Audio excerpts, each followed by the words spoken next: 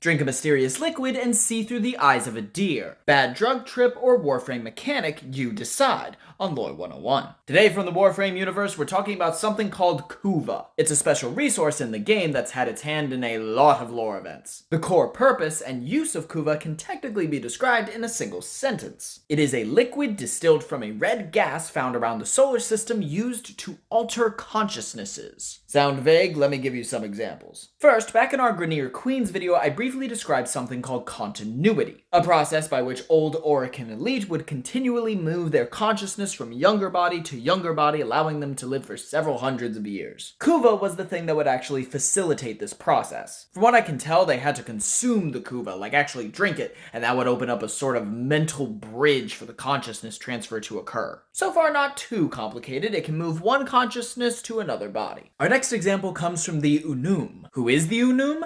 A living tower, of course, don't worry about it. Basically, the Unum is a mysterious tower on Earth that at one point had to guard its people from a large sentient that would attack at night but hide in the day. The Unum actually produced its own natural Kuva, which it instructed its people to feed to the local wildlife. By consuming the Kuva, the Unum could connect its consciousness with the animals to see through their eyes to locate the sentient. So now we have two relatively similar abilities. Kuva can transfer consciousnesses, like with continuity, and connect consciousnesses, like with the Unum. And at this point, you might think you have an understanding on what Kuva can do. But wait. Remember how in the sentience video I explained how all sentients are now sterile and can't reproduce naturally? Well, the sentient that was attacking the Unum somehow figured out that if it consumes enough of the Unum's Kuva, it can fix its sterilization. Wait, how does that relate to consciousness? But wait. In the lore of the Varuna Warframe, it's stated that if one pours energized Kuva over multiple bodies, those bodies will fuse together. So,